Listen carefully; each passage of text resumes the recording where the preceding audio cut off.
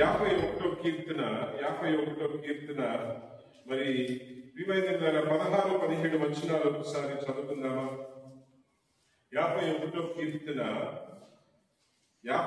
కీర్తన దావీదు రాసినటువంటి 51వ కీర్తన 16, 17 వచనాలు. నీవు బలిని కోరువాడవు కావు, కోరిన ఎడల నేను అర్పించుదును. దహన బలి నీకు ఇష్టమైనది కాదు, దీన మనస్సే దేవునికి ఇష్టమైన బలులు. దేవా, విరిగి నలిగిన హృదయమును నీవు ఆలస్యము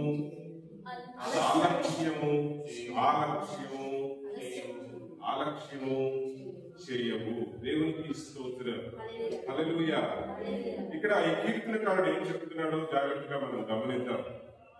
దేవుని మెప్పుని మనం పొందుకోవాలంటే, దేవుని కృపను మనం పొందుకోవాలంటే, మనం ఏం చేసినా మనం ఏదో చేసి దేవునికి దగ్గర అవుదాము, మనం ఏదో ఇచ్చి దేవునికి దగ్గర అవుదాము, లేకపోతే మనం ఏదో బలులు అర్పించి, లేకపోతే ఏదో కానుక ఇచ్చి, లేకపోతే అది చెల్లించి ఇది చెల్లించి మనం దేవునికి దగ్గర అవుదాము అంటే అది కుదరదు. దేవునికి మనం దగ్గర కావాలంటే దేవునికి ఇష్టమైనది మనం సమర్పించుకోవాలి. దేవుడు ఏమైనా చూస్తున్నాడు మన దగ్గర? దేవుడు మన దగ్గర ఏమైనా చూస్తున్నాడు చెప్పండి. మనం కానుకలు ఎందుకు చెల్లిస్తున్నామో తెలుసా?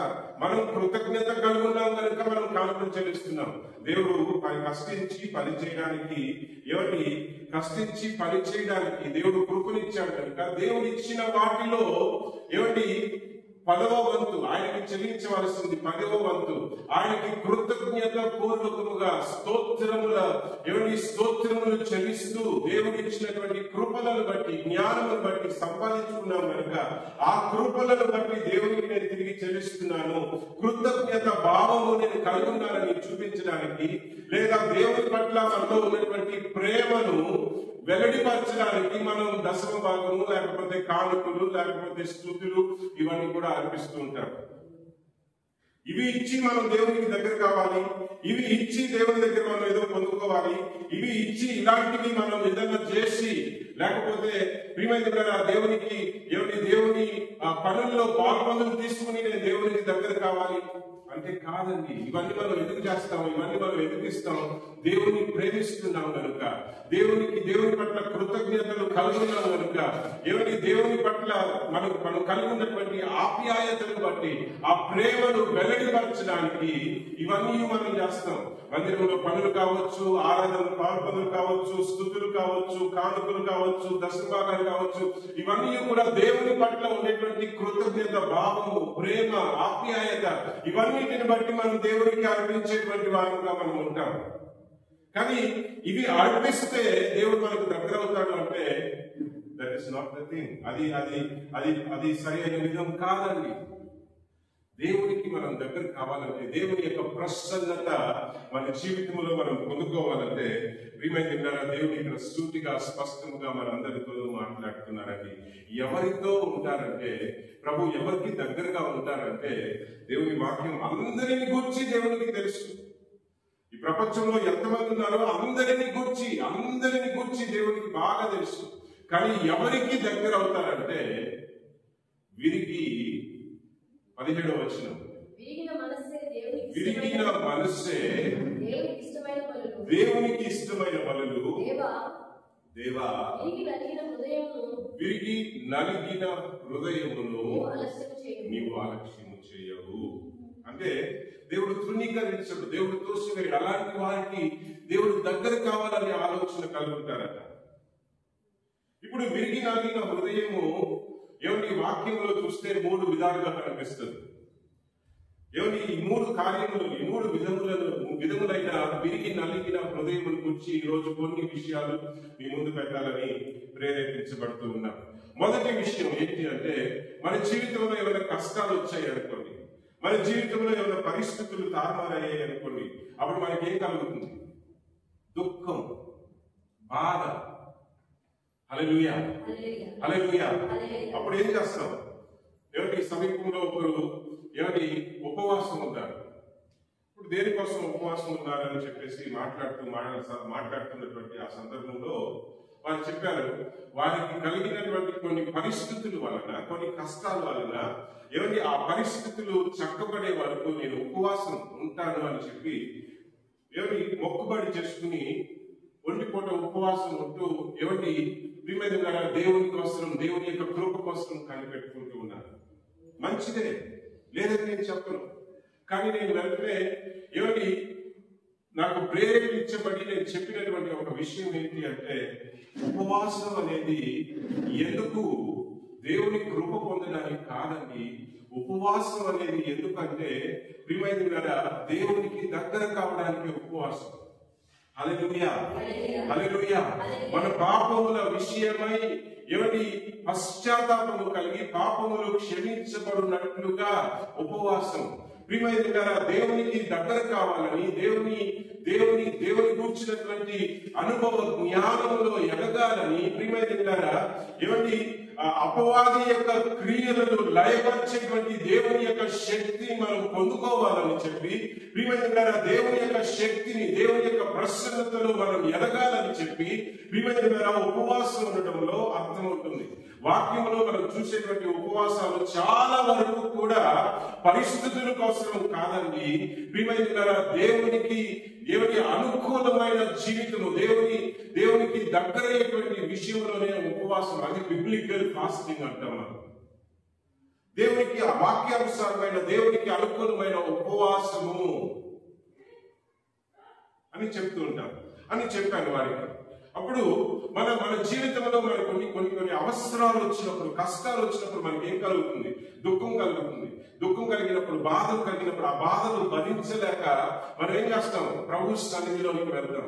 దుఃఖపడుతూ, ఏడుస్తూ, ఏమంటే కన్నీరు కాలుస్తూ, దేవుడు మన ఇంట్లో కావచ్చు, లేకపోతే చర్చిలో కావచ్చు, ఏమంటే ఎక్కడ వీలుంటే అక్కడ ప్రియమైన మనకి సమయం తీసుకుని మనం ఏం చేస్తాం? మన పరిస్థితులను కూర్చి ఏమంటే మన జీవితంలో మనం అనుభవిస్తున్నటువంటి కఠినమైన పరిస్థితులను గురించి మనం ఏం చేస్తాం? ప్రాధేయపడుతూ ప్రభు పాదాలు పట్టుకుని, ప్రభువా ఈ పరిస్థితి నుండి నన్ను విడిపించగలిగినటువంటి దేవాది దేవుడు నీవు మాత్రమే, ప్రభువా నన్ను కనికరించు అని చెప్పి మనం ఏం చేస్తామంటే ఏమండి దుఃఖపడుతూ ప్రభు సన్నిధిలోనికి వెళ్తాం. అలాంటి వారిని దేవుడు అలక్ష్యం చేస్తారా? చేయరండి. ఆయన్ని ప్రియమైన వేడుకుంటే చాలు. ఆయన ప్రియమైన ఆయన్ని శరణు చూచిన వారమైతే, ఆయన కోసం కనిపెట్టుకున్న వారమైతే, ఆయన కృప కోసం ఆశపడినటువంటి వారమైతే ఖచ్చితంగా దేవుడు మనకి సహాయం చేసేటువంటి దేవుడై ఉన్నాడు. అది కూడా దుఃఖపడుతూ ప్రభు దగ్గరికి వెళ్ళామంటే ప్రభు కనికరించేటువంటి దేవుడై ఉన్నాడు. వాక్యంలో కూడా మనం అదే చూస్తాం. ఒక తల్లి ప్రియమైన తన కుమారుని యొక్క పరిస్థితులను కూర్చి ఏమిటి ఆమె కానాను దేశానికి చెందిన స్త్రీ అని దేవుని వాక్యం చెప్తుంది. ఈ కానానీయులు ఎవరు? యూదులు కాదు. ఈ కానానీయులు ఎవరు అంటే అన్యులు అన్నమాట. ఏమిటి అంటే ఈ అబ్రహాము ఇస్సాకు యాకోబు వంశానికి చెందిన వారు కాదు. మరి వాక్యం స్పష్టంగా చెప్తుంది, ఆమె కానాను దేశానికి చెందిన వ్యక్తి. మరి ఆమె ఏమిటి ప్రభు ఒక రోజు బల్ల మీద కూర్చుని భోజనం చేస్తూ ఉన్నప్పుడు తన శిష్యులందరూ ఉన్నారు. ఇలాగనే బల్ల మీద కూర్చుని ఆహారం తింటున్నటువంటి ఆ సమయంలో ఆమె వచ్చి ప్రభు పాదాల దగ్గర పడి ఏమిటి బతిమాలుకుంటూ ఉంటుందన్నమాట.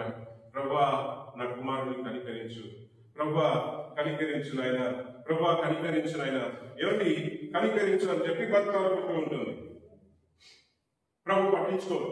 అప్పుడు శిష్యులు వచ్చి ప్రభు అని అంటారు, అయ్యా మీరు పంపించేయండి అయ్యా, మీరు మాట వినటం లేదని చెప్పేసి మమ్మల్ని కూడా పట్టుకుని ఏమిటి బతిమాలేస్తుంది, ఇంకా వదలడం లేదు, మా వెనక పడుతుంది, అయ్యా ఆమె పంపించేసేయండి అని చెప్తే ఏమిటి ప్రభు వారు ఏమి సమాధానం చెప్పుకుంటూ ఉంటూనే ఉంటారు.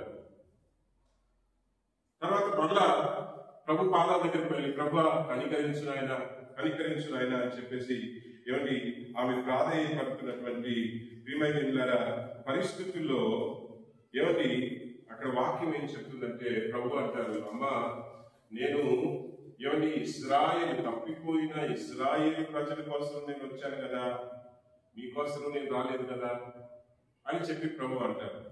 అప్పుడు ఆమె ఏమంటుంది చూడండి, అయ్యా నిజమే, నేను ఇశ్రాయేలు వంశానికి చెందిన వ్యక్తిని కాను, అన్యురాలని, కానీ యజమాని నీ బల్ల మీద భోజనం చేసినప్పుడు ఆ ఎంగిలి మెతుకులు కింద పడితే కింద ఉన్నటువంటి కుక్కలు వచ్చి తింటాయి కదా. ఆ రకమైన నీవు వచ్చింది ఇశ్రాయేలు ప్రజల కోసమే, కానీ కొంచెం మమ్మల్ని కూడా కనికరించవా, ఆ విధంగా మమ్మల్ని తలంచి మమ్మల్ని కనికరించవా అని చెప్పి ప్రాధేయపడుతుంది. పశ్చాత్తాపంతో, బాధతో, పశ్చాత్తాపం అనే మాట ఉపయోగించేదానికంటే కూడా తన పరిస్థితిని బట్టి బాధతో ప్రభువారిని ప్రాధేయపడుతుంది. అప్పుడు ప్రభు ఏం చేశారు, ఆమె విశ్వాసమును చూసి, అమ్మా నీ కుమారుడు బాబైపోయాడు వెళ్ళమ్మా అన్నారు. ప్రియమైనలారా, ఇక్కడ ఈ వాక్యంలో మనం తెలుసుకోవాల్సినటువంటి ఒక విషయం, ఈమె ఒక అన్యురాలు, ఏమిటి ఇశ్రాయేలు వంశానికి చెందిన వ్యక్తి కాదు. ఆయనను ప్రభు వారిని ప్రాధేయపడేసరికి ప్రభు కనికరించాడు. దేవునికి స్తోత్రం. హల్లెలూయా. ఆమె తర్వాత రక్షించబడిందో లేదో మనకి అంతగా ఆమెను గురించి తర్వాత వ్రాయబడలేదు కానీ బైబిల్లో. మరి ప్రియమైనలారా, ఏమండి అన్యులైన మనలను ప్రభు ఈ లోకానికి ఎందుకు వచ్చారు? కేవలం ఇశ్రాయేల్ ప్రజల కోసం వచ్చారా? లేదండి. ఆయన యందు విశ్వాసం ఉంచు ప్రతి ఒక్కరికి కూడా అబ్రహాము యొక్క ఆశీర్వాదములకు వారసత్వములు కలిగించడానికి కోసం ఆయన ఈ లోకానికి వచ్చాడు. అది అన్యులు కావచ్చు, యూదులు కావచ్చు, ఎవరైనా సరే ఆయనని విశ్వాసం ఉంచేవారు ప్రతి ఒక్కరికి కూడా అబ్రహాము పొందుతున్నటువంటి వాగ్దానములకు వారసత్వము క్రీస్తు యేసు ద్వారా మనం పొందుకున్నట్లుగా ఈ లోకానికి వచ్చారు. దేవునికి స్తోత్రం. హల్లెలూయా, హల్లెలూయా, హల్లెలూయా. మరి ప్రియమైనవారా, ఏమిటి దుఃఖముతో ప్రభు సన్నిధికి వెళితే దావీదు 41వ కీర్తన 17వ వచనంలో ఒక చక్కటి మాట అంటారు. చదివి సహాయం చేయండి. 41వ కీర్తన 17వ వచనం, నేను శ్రమల పాలై దీనుడనైతిని, ప్రభు నన్ను హల్లెలూయా. నేను శ్రమల పాలై దీనుడనైతిని, ప్రభు నన్ను తలంచుకొనుచున్నాడు. హల్లెలూయా, హల్లెలూయా, హల్లెలూయా. ప్రభు మనల్ని మర్చేటువంటి దేవుడు కాదండి. దేవుడు మనం ఎప్పుడు కూడా దుఃఖంతో, లేకపోతే ఏడుపు ముఖం పెట్టుకుని, లేకపోతే ఎప్పుడు కూడా ఫ్రస్ట్రేషన్ లో, లేకపోతే బాధకరమైన జీవితంలో మనం ఉండాలి అని ఏమిటి, అది ప్రభు యొక్క ఉద్దేశం కానే కాదు. దుఃఖపడు వారిని కనికరించే దేవుడు అని మనం చదువుతున్నాం కనుక ఎప్పుడు మనం దుఃఖముఖంలో పెట్టుకుని ఉండాలి కానే కాదండి. కానీ ఇది దేని గురించి ఈ వాక్యం? ఏమిటి 51వ కీర్తనలో దావీదు చెప్తున్నారు చూసారండి. ఏమిటి విరిగి నలిగిన హృదయం, ప్రభు దేని గురించి మాట్లాడుతున్నాడు? పై ముఖంలో కనిపించేటువంటి దుఃఖం కాదండి, మన హృదయములో విరిగి నలిగిన హృదయము. ఈ మొట్టమొదటి విషయం, మన పరిస్థితుల గురించి మనం దుఃఖపడినప్పుడు దేవుడు మనల్ని కనికరించే దేవుడై ఉన్నాడు. దేవుడు మనల్ని కనికరించే దేవుడై ఉన్నాడు. ఈ స్త్రీ తన కుటుంబంలో ఉన్నటువంటి పరిస్థితి, తన బిడ్డకు ఉన్నటువంటి పరిస్థితిని బట్టి ప్రభు దగ్గరికి దుఃఖపడుతూ వెళ్తే ప్రభు ఏం చేశారు? ఖచ్చితంగా ఆమెను కనికరించారు, ఆమెను బిడ్డని స్వస్థతపరిచారు. దేవునికి స్తోత్రం. హల్లెలూయా, హల్లెలూయా. ఇది మొదటి విధములైన దుఃఖం. అనేక సమయంలో మన జీవితంలో కూడా అంతే. పరిస్థితులు తారుమారైనప్పుడు దుఃఖంతో ప్రభు దగ్గరికి వెళ్తాం. దేవుడు ఖచ్చితంగా మనల్ని తలంచేటువంటి దేవుడై ఉన్నాడు. మనల్ని మరిచే దేవుడు కానే కాదండి. మనలను గురించి చింతించేటువంటి దేవుడు, తలంచేటువంటి దేవుడై ఉన్నాడు. కనుక ఆయన పాదాలను మనం పట్టుకుని ప్రాధాన్యపడినప్పుడు, మన పరిస్థితులను గురించి మనం ప్రాధాన్యపడినప్పుడు ఖచ్చితంగా దేవాది దేవుడు మనకు విడుదలనిచ్చేటువంటి దేవుడై ఉన్నాడు. అన్యురాలైన స్త్రీనే దేవుడు కనికరిస్తే ఆయన బిడ్డలైన వారిని ఇంకా ఎంత కనికరిస్తాడో మనం ఆలోచించవలసినటువంటి వారమై ఉన్నాము. దేవునికి స్తోత్రం. హల్లెలూయా. అప్పుడు మొట్టమొదటి విషయం ఏంటండి, మన పరిస్థితులను గూర్చి మనకు కలిగేటువంటి చింత.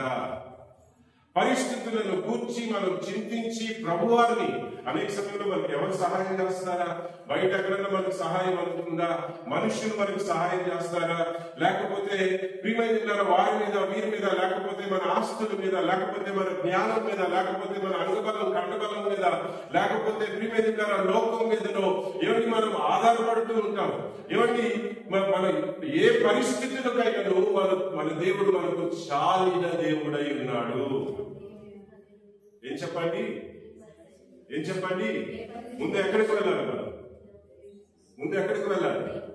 ఎక్కడికి వెళ్ళాలి? హల్లెలూయా, హల్లెలూయా. ఎక్కడికి వెళ్ళాలండి? ఎక్కడికి వెళ్ళాలండి? దేవుని దగ్గరకు వెళ్ళడం మనం నేర్చుకోవాలి. ప్రభు పాదాల దగ్గరకు వెళ్ళడం మనం నేర్చుకోవాలి. ప్రభు పాదాలు పట్టుకోవడం మనం నేర్చుకోవాలి. అప్పుడు ఏమిటి, ప్రభు మార్గాలను తెరిచేటువంటి దేవుడై ఉన్నాడు. దేవునికి స్తోత్రం. ఇప్పుడు ప్రభు మార్గాలను తెరిచేటువంటి దేవుడై ఉన్నాడు. పోయిన వారం అంతకు ముందు వారం మా తమ్ముడి ఇంటికి ఒకరు ఏమండి బాధపడుతూ వచ్చారు. చాలా పేదరికంలో ఉన్నవారు, పెద్ద తమ్ముడి ఇంటికి. వారు వచ్చి, అయ్యా మా అబ్బాయికి సుమారుగా ఒక 45 సంవత్సరాల వయసు ఉంటుంది, ఆయనకి క్యాన్సర్ వచ్చింది, మీరు ఎక్కడ ట్రీట్మెంట్ తీసుకుంటున్నారు, ఎక్కడ కొంచెం మాకు చెప్తారా, ఏంటి, మాకేం అర్థం కావట్లేదు, ఎవరి దగ్గరికి వెళ్ళాలో మాకు తెలియట్లేదు, మా పరిస్థితిని గురించి ఏం చేయాలో మాకు తెలియట్లేదు అని చెప్పేసి ఏమండి ఇంటికి వచ్చారు. ఇలా విన్నాం మేము అని చెప్పేసి ఇంటికి వచ్చారు. అప్పుడు ఏమండి వారు చెప్పినటువంటి, మా మరదలు చెప్పినటువంటి విషయం ఏంటో తెలుసండి, అయ్యా మేము కూడా మీలాగనే చాలా భయపడ్డాం, కానీ మేము దేవుణ్ణి ఆధారం చేసుకున్నాం, ప్రార్థన చేసుకున్నాం, ఆయన ప్రాధేయపడ్డాం, ఆయన పాదాలను పట్టుకున్నాం, కుటుంబముగా మేము ఆయన పాదాలను పట్టుకుని ప్రాధేయపడ్డాం. మార్గములు ఎక్కడికి వెళ్ళాలో అక్కడికి దేవుడు మమ్మల్ని నడిపించి మాకు నయం చేశాడు, మాకు బాగు చేశాడు. కనుక ఏమిటి, ముందు మనుషుల వైపు చూసేదానికంటేను, ముందు పరిస్థితుల వైపు చూసేదానికంటేను, ముందు ఏమిటి ఏ హాస్పిటల్కి వెళ్దాము, లేకపోతే ఏ వ్యక్తి దగ్గరికి వెళ్దాము, లేకపోతే ఏం చేద్దాము అని మన జ్ఞానం ఉపయోగించుకునే దానికంటేను, మనుషుల వైపు చూసేదానికంటేను ముందు మనం దేవుడి వైపు మనం చూస్తే ఏమిటి, తగిన కాలమందు దేవుడు మనల్ని హెచ్చించేటువంటి దేవుడై ఉన్నాడు. అనేక సమయంలో మనం చేసేటువంటి పొరపాటు ఏంటంటే, ముందు పరిస్థితుల వైపు చూస్తాం, ముందు పరిస్థితుల వైపు చూసి పరుగులెత్తుతాం, తర్వాత దేవునికి చెప్తాం. ఏం చెప్పండి, తర్వాత దేవుని దగ్గరికి వస్తాం అన్నమాట. అదే మనం చేయడానికి అనుకున్నప్పుడు మనం దేవుని దగ్గరికి వస్తాం. మనం ఏమేమి చేయాలనుకుంటామో అవన్నీ చేసిన తర్వాత మనం దేవుని దగ్గరికి వస్తాం. కానీ దేవుని బిడ్డల్లో ఉండవలసిన గుణలక్షణం ఏంటో తెలుసా? ఏ పరిస్థితికైనా ముందు ప్రభు పాదాల దగ్గరకు మనం పరిగెత్తుకు వెళ్ళాలి. ఏం చెప్పండి, ప్రభా, ఎందుకంటే ఇందాక మనం 139వ కీర్తన ఎంత చక్కటి కీర్తన ప్రియమైన వింటారా. ఏమని 139వ కీర్తన ఇంటికి వెళ్ళి మరోసారి ధ్యానించి చదవండి. అక్కడ ఆ కీర్తనలో ఇంతకు ముందు మనం అనుకున్నట్లుగానే మనల్ని దగ్గరగా పరిశీలించి తెలుసుకున్నటువంటి దేవుడు ఆయన. దావీదు ఈ 40వ కీర్తనలో ఏమంటున్నాడండి, నేను 17వ వచనం మరల చదువమ్మా. నేను శ్రమల పాలై దీనుడనైతిని, ప్రభువు నన్ను. ఏం చెప్పండి, ఈ మాట ఎవరు చెప్తున్నారు? దావీదు ఎవరు?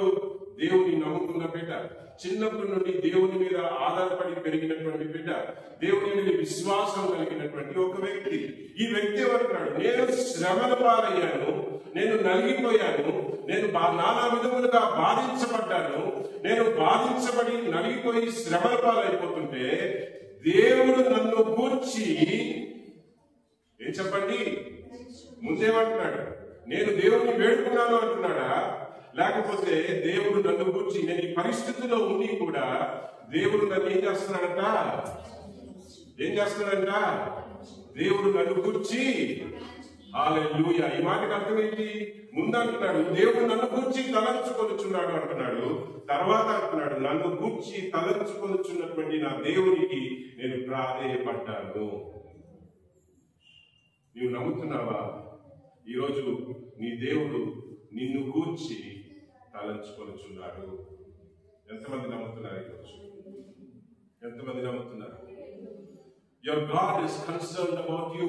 ఎవరి నీ పరిస్థితులను గురించి, నీ జీవితంలో నీవు అనుభవించేటువంటి పరిస్థితులు, ప్రతి పరిస్థితులను గూర్చి దేవాది దేవుడు ప్రియమైనవారా నిన్ను గురించి తలంచుకుంటున్నాడు. నీవు అనుభవిస్తున్న వేదన కావచ్చు, దుఃఖం కావచ్చు, పరిస్థితులు కావచ్చు, అవన్నిటిని బట్టి నీవు నలిగిపోతున్నటువంటి విధములు కావచ్చు, ప్రియమైనవారా నీవు నీ జీవితం సాగుతున్నటువంటి పరిస్థితులను బట్టి నిన్ను గురించి దేవుడు తలంచుకుంటున్నాడు.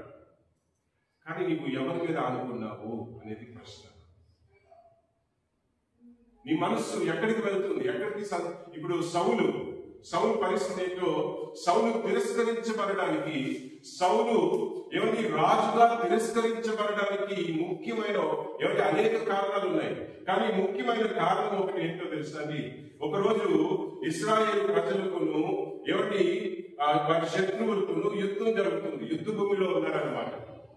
యుద్ధం జరుగుతున్నటువంటి పరిస్థితుల్లో ఇశ్రాయేల్ ప్రజలకు ఒక అలవాటు ఏంటంటే, యుద్ధానికి వెళ్ళక ముందు ఆ దేశానికి ఒక ప్రవక్త ఉంటారు. ఆ ప్రవక్త వచ్చి ఏం చేస్తారు చెప్పండి? బలు అర్పించి దేవుని విచారించి దేవుని అడుగుతారు, అయ్యా మేము ముందుకు వెళ్ళొచ్చా, లేకపోతే ఏం చేయమంటారు అని ముందు దేవుని విచారించిన తర్వాతనే వారు యుద్ధానికి వెళ్ళేవారు అనమాట. ఇప్పుడు యుద్ధ భూమిలో ఇశ్రాయేలు సైన్యం సిద్ధంగా ఉంది, శత్రువులు సిద్ధంగా ఉన్నారు. ఇశ్రాయేలు సైన్యం సిద్ధంగా ఉంది, శత్రువులు సిద్ధంగా ఉన్నారు. ఇప్పుడు పరిస్థితి ఏంటంటే, ఇశ్రాయేలుకి అలవాటు ఏంటి? ముందు దేవుడిని విచారించాలి. హల్లెలూయా. ముందు దేవుడిని విచారించాలి. దేవుడు ముందుకు వెళ్ళమంటేనే వెళ్తాం మనం అని వారి యొక్క పద్ధతి అది.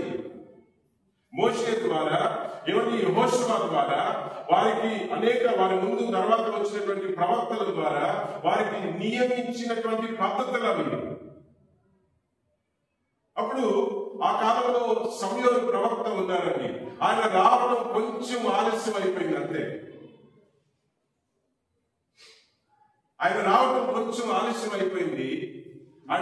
కొంచెం ఆలస్యం అయిపోయేసరికి దేవుణ్ణి విచారించవలసిన విధముగా విచారించకుండా చేయవలసిన కార్యమా? దేవునికి కావాల్సింది బలులే కదా. ఆ బలులు ఆయన వచ్చే వరకు వెయిట్ చేయాలా? నేనే అర్పించేస్తాను. ఏం చెప్పండి? ఆయన వచ్చే వరకు ప్రవక్త ఏం చేసేవారండి? దేవుని విచారించేవారు. బలులు ఎందుకు అర్పించేవారు? దేవునికి కృతజ్ఞతలు చెల్లించి, దేవుని స్తుతించి, అటు తర్వాత దేవుని విచారించడానికి ప్రవక్త వచ్చేవారు. కానీ ఇతను ఏమనుకుంటున్నాడు? దేవునికి కావాల్సింది బలులే కదా. అనేక సమయంలో మనం కూడా ఈ పొరపాటు మనం చేస్తూ ఉంటామని. ఏం చెప్పండి? ఇలాంటి పొరపాటు మనం కూడా ఏం చెప్పండి చేస్తూ ఉంటాం. దేవుని మీద ఆధారపడవలసిన విధముగా ఆధారపడకుండా ఏదో రెండు ముక్కలు ప్రార్థన చేస్తాం. దేవుని విచారించవలసిన విధముగా విచారించకుండా, దేవుని అడగవలసిన విధముగా అడగకుండా, పరిస్థితులను బట్టి రెండు ముక్కలు ప్రార్థన చేస్తాం. మన జ్ఞానాన్ని ఉపయోగించాం. ఆ దేవునికి కావాల్సిన ప్రార్థన, దేవుని మనం ప్రార్థన చేయాలి, అంతే కదా ప్రార్థన చేస్తాం. తర్వాత మనం ఏం చేస్తాం? మన జ్ఞానాన్ని ఉపయోగించేసుకుంటాం. ఇప్పుడు ఈ సౌలు కూడా అదే చేశాడు. దేవునికి కావాల్సిన బలులు అర్పించేశాడు. యాజకుడు చేయవలసిన పని తను ఆ బలులు అర్పించేసి ముందుకి యుద్ధానికి వెళ్ళడానికి సిద్ధపడిపోయాడు. బలులు అర్పించి ముగించాడో లేదో ఈ లోపు ప్రవక్త వచ్చేసారండి. హల్లెలూయా. యుద్ధానికి కూడా వెళ్ళలేదు, ఇంకా బలులు అర్పించి ముగించాడో లేదో ఈ లోపు ప్రవక్త గారు వచ్చేసారు. ఏంటయ్యా చేసావు నువ్వు? తొందరపడ్డావు కదా. బలులు అర్పించడం కంటే మాట వినడం శ్రేష్టమని నీకు తెలీదా? ఏం చెప్పండి, ఏం చెప్పండి? హల్లెలూయా. లోపడాలని తెలీదా? ఏం చేశావు? కనుక నువ్వు దేవుని యొక్క పద్ధతిని, దేవుని యొక్క విధానములను, దేవుని విచారించవలసిన విధానములను విసర్జించే కనుక దేవుని రాజుగా విసర్జిస్తున్నాడు అని చెప్తాడు. ఇక్కడ అనేక సమయంలో ప్రియమైన దేవుని విచారించవలసిన విధముగా మనం విచారిస్తున్నామా? మన పరిస్థితులు దేవుని దగ్గరికి మనం తీసుకువెళ్ళవలసిన విధంగా మనం తీసుకువెళ్తున్నామా? లేకపోతే మన జ్ఞానాన్ని ఉపయోగిస్తున్నామా? లేకపోతే మన పరిస్థితులు దేవుని పాదాల దగ్గర పెడుతున్నామా? లేకపోతే మన జ్ఞానాన్ని, లేకపోతే లోకాన్ని, లేకపోతే డబ్బుని, లేకపోతే అంగబలాన్ని, లేకపోతే మనుషులను ఆధారం చేసుకుని ముందుకు వెళ్ళిపోతున్నామా? దేవుని పాదాల దగ్గర మనం పెట్టవలసిన విధముగా మనం పెడుతున్నామా? దేవుడు మన చేత బ్రతమాలించుకోవాలని అనడం దేవునికి ఇష్టం కాదండి. కానీ ఆ అలవాటు మనకి చెయ్యాలి. దేవుని మీద ఆధారపడేటువంటి మనస్సు, దేవుని కోసం కనిపెట్టుకునేటువంటి మనస్సు. ఇక్కడ 40వ కీర్తన చాలా అద్భుతమైన కీర్తన. అది నాకు ఇష్టమైన కీర్తనలు అదొకటండి. ఎందుకంటే అందులో అన్ని ఉంటాయి అన్నమాట. దావీదు అంటాడు, తన పాపములను గురించి పశ్చాత్తాపడతాడు. తర్వాత ఏమిటి, తన స్థితిగతుల్ని దేవునికి తెలియపరుస్తాడు. అంతేకాదు ప్రియమైనలారా, మరి దేవుని మీద ఆనుకుంటాడు. ఆనుకోవడం అంటే ఏంటి? అక్కడ ఏమంటాడంటే, దేవుని కోసం నేను కనిపెట్టుకున్నాను అంటాడు. అంటే ఏంటి? దేవుని యొక్క సహాయం వచ్చే వరకు ఆయన కోసం నేను వేచి ఉన్నాను. హల్లెలూయా, హల్లెలూయా. దేవుడే నాకు సహాయం చేసే వరకు. 40వ కీర్తన మొదటి 3 వచనాలు చదివి సహాయం చేయండి. 40వ కీర్తన మొదటి 3 వచనాలు. యెహోవా కొరకు ఎలాగండి? యెహోవా కొరకు నేను సహనం అంటే ఏంటి? సోలిపోకుండా దేవుడు సహాయం చేసేవారు. ఓర్పు ఎప్పుడు అవసరం ఉంటుందో తెలుసా? చెప్పండి. ఓర్పు ఎప్పుడు అవసరం ఉంటుంది? ఓర్పు సహనం మనకి ఎప్పుడు అవసరం వస్తుంది? పరీక్షించబడుచున్నటువంటి పరిస్థితులలో, కఠినమైన పరిస్థితులలో. ఏమండి, తొందరపడ్డాం అనుకోండి, తొందరపాటు నిర్ణయాలు అయిపోతాయి. తొందరపాటు నిర్ణయాల వల్ల ఆ పరిస్థితి నుండి బయటికి రావడం పక్కన పెట్టండి, ఇంకా లోతుకి దిగిపోతాం. ఇక్కడ దావీదు ఏమంటున్నాడు? దేవుడు సహనముతో నేను దేవుని కోసం కనిపెట్టుకున్నానంటే ఏమిటి? దేవుడు జవాబిచ్చే వరకు సహనం కలిగి ఉన్నాను, ఓర్పు కలిగి ఉన్నాను. ఆయన కోసం నేను కనిపెట్టుకున్నాను. తర్వాత ఏమంటాడు? ఆయన నాకు చెవియొగ్గి నా మొర ఆలకించెను. ఏమండి? ఆయన మీద ఆధారపడేటువంటి మనస్తత్వం మనం కలిగి ఉన్నామా అనేది ఈరోజు మనల్ని మనం పరిశీలన చేసుకోవాల్సినటువంటి వారమై ఉన్నాం. దేవునికి స్తోత్రం. హల్లెలూయా. ఎలా ఆధారపడాలండి? సహనముతో ఆధారపడాలి. ఎలా వేచి ఉండాలండి? ఓర్పుతో దేవుని కోసం వేచి ఉండాలి. ప్రతిరోజు పట్టుదలతో దేవుడు సహాయం చేసే వరకు, దేవుడు విడిపించే వరకు, ఏమండి, దేవుని కోసం కనిపెట్టుకుంటూ ప్రియమైనలారా ప్రభు పాదాలు పట్టుకుని మనం ప్రాధేయపడుతూ ఉన్నామంటే ఖచ్చితంగా దేవాది దేవుడు తన ప్రజలకు తగిన కాలమందు దేవుడు విడిపించే దేవుడై ఉన్నాడు. హల్లెలూయా. ఆలస్యమైనా కూడా పరిపూర్ణమైన పరిష్కారం మనకు దక్కుతుంది దేవుని సన్నిధిలో. ఆలస్యం ఎందుకు అవుతుంది? దేవుడు వెంటనే చేయలేక కాదండి, దేవుడు మన విశ్వాసాన్ని పరీక్షిస్తున్నాడని మనం తెలుసుకోవాలి. దేవునికి స్తోత్రం.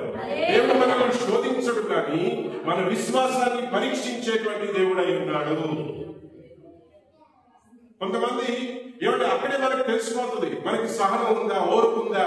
ఏమంటే మన పరిస్థితులు కఠినంగా మారిపోయినప్పుడే మనకు అర్థమైపోతుంది. ఏంటి చెప్పండి, ఒకసారి ప్రార్థన చేస్తాం, 2 సార్లు ప్రార్థన చేస్తాం, 3వ సారి మనం ఏం చేస్తాం, ఎన్నిసార్లు ప్రార్థన చేసినా దేవుడు జవాబు ఇవ్వట్లేదు.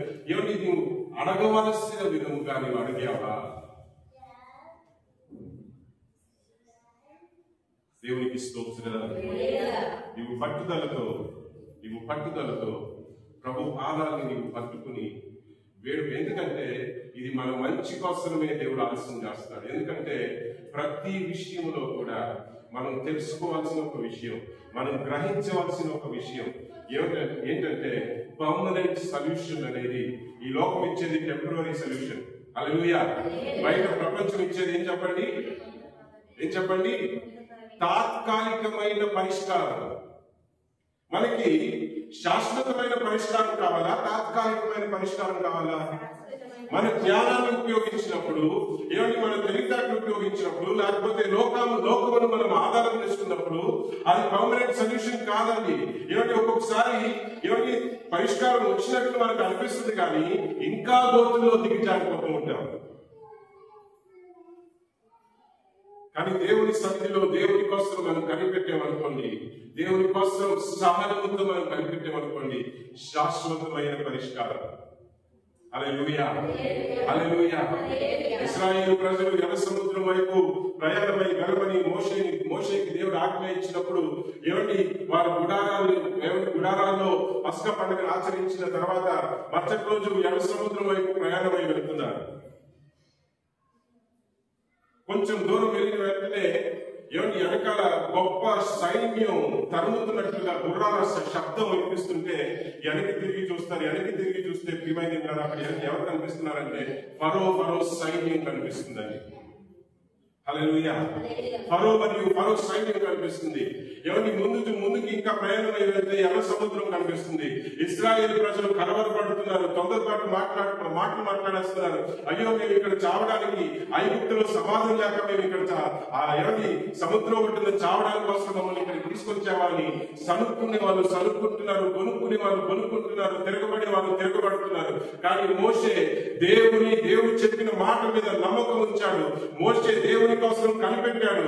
ఏమని వారిని హెచ్చరించి, మీరు ఆగవద్దు, ప్రభు చెప్పిన ప్రకారం మనం ముందుకు వెళ్దామని చెప్పేసి మోషే నడిపించాడు. ప్రయాణం అయ్యే కొద్ది ఎక్కడికి దగ్గర అవుతున్నారు చెప్పండి? సముద్రం అంటే హల్లెలూయా. సముద్రం అంటే వెళ్ళే కొద్ది ఎక్కడికి వెళ్తున్నారు వారి కంటికి ఏం కనిపిస్తుంది? ఎర్ర సముద్రం కనిపిస్తుందండి. వెనక్కి చూస్తుంటే శత్రు సైన్యం, ముందు చూస్తుంటే ఎర్ర సముద్రం. ఏమండి ఎటు పరిష్కారం దక్కనిటువంటి పరిస్థితులు. కానీ ఆ రోజు ఏమండి మోషే యొక్క సహనం, మోషే యొక్క ఓర్పు, మోషే యొక్క సాత్వికము, మోషే యొక్క విశ్వాసమును బట్టి ప్రభు ఒక మాట చెప్తాడండి. ఏం చెప్తాడో తెలుసా? మోషే ఈ రోజు ఈ ప్రజలకి చెప్పు, ఈ రోజు మన కంటికి కనిపించేటువంటి ఈ ఐగుప్తీయులు మరి ఎన్నడూ కూడా మీకు కనిపించరు. ఏం చెప్పండి? మీకు కంటికి కనిపించే ఈ ఐగుప్తీయులు మరి ఎన్నడూ కూడా మీకు కనిపించరు. దేవుని వాగ్దానాల మీద విశ్వాసం ఉంచాలి. దేవుని బిడ్డలు దేవుని వాగ్దానాల మీద విశ్వాసం ఉంచాలి. దేవుని బిడ్డలు దేవుని మీద విశ్వాసం ఉంచాలి. మనం దేవుని బిడ్డలు, మనల్ని విమోచించడానికి, మనల్ని రక్షించడానికి ప్రభు రక్తం కార్చాడండి. ఆయన పరిశుద్ధ రక్తాన్ని కార్చాడు. ఆయన ప్రాణాన్ని దారపోసాడండి. మన శిక్ష యావత్తు తన మీద వేసుకున్నాడు. ఎందుకంటే మనల్ని తన సొత్తైన ప్రజలుగా మార్చుకోవాలని చెప్పి మన కోసం రక్తం చిందించి ప్రాణం అర్పించిన దేవునికి అసాధ్యమైన దేవైనా ఉన్నదా? మరణించి 3వ దినమున మరణమును గెలిచి తిరిగి లేచిన దేవునికి అసాధ్యమైన దేవైనా ఉన్నదా? అలాంటి దేవుని మనం ఆరాధన చేస్తున్నాం. ఆయన కోసం సహనముతో కనిపెట్టుకున్న వారి విషయంలో, ప్రియమైనలారా, ఆయన మీద ఆధారపడే వారి విషయంలో దేవుడు ఖచ్చితంగా న్యాయము చేసేటువంటి దేవుడై ఉన్నాడు. ఈ కీర్తన, ఈ 40వ కీర్తన దావీదు సుమారుగా ఎప్పుడు రాశాడంటే, కొంతమంది పెద్దలు అందరూ కూడా, సంఘ పెద్దలందరూ కూడా, బైబిల్ విశ్లేషకులందరూ కూడా ఏమంటారంటే, ఇవన్నీ అరణ్యములో ఉన్నటువంటి పరిస్థితుల్లో, అంటే ఇప్పుడు అరణ్యములో రాజు కాక మునుపు ఉన్నాడు, తర్వాత రాజు అయిన తర్వాత కూడా ఆయన ప్రాణాన్ని కాపాడుకోవడానికి కోసం రాజు అయిన తర్వాత కూడా తన కొడుకు అబ్సలోము తిరగబడి దావీదుని చంపాలి, వారి నాన్నగారిని చంపాలనే ఆలోచన కలిగినప్పుడు ఏమండి తన కొడుకు మీద యుద్ధం చేయలేక ఏమండి దావీదు పట్టణాన్ని విడిచిపెట్టి ఏమండి పారిపోతాడు. ఆ పరిస్థితుల్లో ఏమండి ఈ కీర్తన రాశారు అని చెప్పి చాలా మంది చెప్తూ ఉంటారు. ఏమండి ఆ యొక్క పరిస్థితుల నుండి దేవుడు విడిపించాడని చెప్పి దేవుడికి స్తుతులు చెల్లించి ఏమండి ఈ కీర్తన రాశాడని చెప్పేసి ఏమని చాలా మంది చెప్తూ ఉంటారనమాట. మరి ఎన్నో శ్రమలు, అందుకనే దావీదు అంటాడు, జిగట గల దొంగ ఊబిలో నుండి నన్ను పైకెత్తెను. ఈరోజు ఏమండి ఏంటమ్మా, దేవునికి స్తోత్రం. ఈరోజు మనల్ని మన దేవుడు ఆ విధముగానే జిగట గల దొంగ ఊపిలో నుండి నన్ను పైకి తీయగలిగిన నా దేవుడు అని ఎంతమంది నమ్ముతున్నారు? ఆయన కోసం సహనముతో మనం కనిపెట్టుకున్న వారమైతే, ప్రతిరోజు ఆయన పాదాలు పట్టుకుని ప్రాధాన్యపడిన వారమైతే, ఎటువంటి స్థితిగతులను కూడా మార్చగలిగిన శక్తివంతుడు ఆయన. ఆలస్యం ఎందుకు అవుతుంది? ఆయన మీద ఆధారపడడం మనం నేర్చుకోవాలని చెప్పి కొన్నిసార్లు ప్రియమైన ద్వారా ఏమండి మన విశ్వాసాన్ని ప్రభు పరీక్షిస్తూ ఉంటారు. ఒక్కొక్కసారి మనలో ఆయన మీద ఆధారపడేటువంటి మనస్తత్వమును మనలో రూపించడానికి వస్తారు. ఏమండి కొన్నిసార్లు మనకు ఆలస్యం అవుతూ ఉంటుంది. ఏమండి అంత మాత్రాన దేవుడు ప్రార్థనలను ఆలకించడం లేదని అర్థం కాదండి. అంత మాత్రాన ఏదండి ఇంకా ఏదైనా మనలో లోపం ఉంటే ఆ లోపాన్ని కూడా సవరించి, ఆ తప్పుని కూడా మనం తెలుసుకుని ఆ పాపం విషయంలో కూడా మనం పశ్చాత్తాపడి ఏమని దేవుడి వైపు, ఎందుకంటే కొన్ని శ్రమలు మన జీవితంలో ఎందుకు సంభవిస్తాయి చెప్పండి? మనలో ఉన్న లోపాల వలన. వాటిని గ్రహించి మనం తెలుసుకోవాలని చెప్పి దేవుడు ఒక్కొక్కసారి మనం మన జీవితంలో ఏమండి మన ప్రార్థనలకు జవాబు ఇవ్వడంలో ఆలస్యం చేయవచ్చు. అంత మాత్రాన దేవుడు మనల్ని విడిచిపెట్టాడు అని కానే కాదు. దేవునికి స్తోత్రం. హల్లెలూయా. మొట్టమొదటి కారణం ఏంటండి? మొట్టమొదటి విషయం ఏంటండి? మన పరిస్థితులను గురించి మనం ఎక్కడికి వెళ్ళాలి? ఎవరి దగ్గరికి వెళ్ళాలి? దేవుని దగ్గరికి వెళ్ళినప్పుడు, ఏమండి దుఃఖముతో దేవుని దగ్గరికి వెళ్ళినప్పుడు, ఆయన పాదాలు పట్టుకుని ప్రాధేయపడినప్పుడు దేవుడు మనకు విడుదలనిచ్చేటువంటి దేవుడై ఉన్నాడు. ఇది మొదటి కార్యం. ఇప్పుడు నేను 3 విషయాలని చెప్పాను. దేవుని దుఃఖపడుతూ విరిగి నలిగిన హృదయం కలిగిన వారిని దేవుడు ఆలక్ష్యం చేయడు. అంటే 3 విధములైన దుఃఖములు, 3 విధములైన ఏమండి దుఃఖములను గురించి ఇందాక నేను చెప్పాను. ఇది మొదటిది మనం చూసాం. ఇంకా 2 మనం చూడబోయే ఈ 2 దేవునికి చాలా చాలా ఇష్టం అండి. మొదటి విధమైన దుఃఖం ఏం చేస్తుంది? మనం ప్రాధాన్యపడినప్పుడు మనకి సహాయం, ఏమండి మనకి విడుదల దేవుని దగ్గర నుండి మనం పొందుకుంటాం. జాగ్రత్తగా గమనించండి. మొదటి విధం, మన పరిస్థితులను గురించి మనం దుఃఖపడి దేవుని దగ్గరికి వెళ్ళినప్పుడు విడుదల దేవుని దగ్గర నుండి మనము పొందుకుంటాం. కానీ ఈ 2వ విధమైన దుఃఖం, మూడో విధమైన దుఃఖములు మనలో కనిపించింది అనుకోండి, ఏమండి దేవుని దగ్గర నుండి సహాయం రావడం కాదండి, దేవుడే మనతో ఉన్నట్టు దిగి వచ్చే దేవుడై ఉన్నాడు. ఏం చెప్పండి? ఈ 2వ విధం, 3వ విధం మనలో దేవునికి కనిపించింది అనుకోండి, ప్రియమైన దేవుడే మనతో ఉన్నట్లుగా దేవుడు దిగి వచ్చేటువంటి దేవుడై ఉన్నాడు. హల్లెలూయా, హల్లెలూయా, హల్లెలూయా. దేవుడి దావీదు గారు ఇందాక మనం 40వ కీర్తన మనం చూసాం కదా. 40వ కీర్తనలోని కొన్ని వచనాలు మనం ముందుకు ఇంకా చదువుకుందాం. 40వ కీర్తన 11 నుండి వచనాలు చదువుకుందాం. 40వ కీర్తన 11వ వచనం. యెహోవా నీ వాత్సల్యమును దూరము చేయవు. నాకు దూరము చేయవు. నీ కృపా సత్యములు మీ కృపా సత్యములు ఎప్పుడునూ నన్ను కాపాడును గాక. ఎప్పుడు నన్ను కాపాడును గాక. లెక్కలేని అపాయములు ఏంటమ్మా? అపాయములు అపాయములా? లెక్కలేని అపాయములు నన్ను చుట్టుకొని ఉన్నవి. నన్ను చుట్టుకొని ఉన్నవి. నా దోషములు ఇక్కడి నుండి మనం జాగ్రత్తగా గమనిద్దాం. నా దోషములు నన్ను తరిమి పట్టుకొనగా నేను తల ఎత్తి చూడలేకపోతిని. చెప్పండి. నా దోషములు నన్ను తరిమి పట్టుకొనగా నేను తల ఎత్తి చూడలేకపోతిని. దావీదులో ఎటువంటి పశ్చాత్తాపం కనిపిస్తుందో చూడండి. దావీదు ఏమంటున్నాడు ఇక్కడ? నా దోషములను బట్టి కనీసం నేను తల ఎత్తుకుని కూడా మీ సన్నిధిలో నేను ప్రార్థన చేయలేకపోతున్నాను ప్రభువా. నా తలను నేను ఎత్తుకోలేకపోతున్నాను. తన పాపం విషయంలో తను కలిగినటువంటి పశ్చాత్తాపం, ఒక వ్యక్తి రక్షించబడ్డాడు అనడానికి ఒక గుర్తింపు ఏంటో తెలుసని, ఏమిటి? తనలో తన పాపముల విషయమై కలిగేటువంటి పశ్చాత్తాపమే కారణం.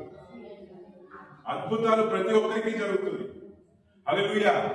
దేవుణ్ణి ప్రాధాన్యపడితే, దేవుని కష్టములను గూర్చి, పరిస్థితులను గూర్చి దేవుని ఓర్పుతో ప్రాధాన్యపడితే ఎవరికైనా సరే దేవుడు కనికరించి అద్భుతాలు చేసే దేవుడు అయినాడు. ఇందాక అన్యురాలైన కానాను స్త్రీ జీవితంలో దేవుడు, ఆమె ప్రాధాన్యపడింది, అద్భుతాలు జరిగింది. ఏమండి? అక్కడ ఆమె ప్రాధాన్యపడింది, ఆమె జీవితంలో ఒక అద్భుతం జరిగింది. ఏమిటి? అందుకనే ప్రభు దగ్గరికి ఎందరో వేల సంఖ్యలో ప్రభు దగ్గరికి వెళ్తూ ఉంటారు. ఎందుకంటే ప్రభు దగ్గరికి వెళ్తే విడుదల ఉంది, ప్రభు దగ్గరికి వెళ్తే స్వస్థత ఉంది, ప్రభు దగ్గరికి వెళ్తే ఆ అద్భుతాలు జరుగుతున్నాయి అని చెప్పేసి ఎన్నెన్నో చాలా మందికి తెలిసినటువంటి ఒక సత్యం ఇది. కానీ దేవుడు ఎదురు చూసేటువంటి ఒక కార్యం ఏంటో తెలుసా? మన పాపముల విషయమై మనలో పశ్చాత్తాపము.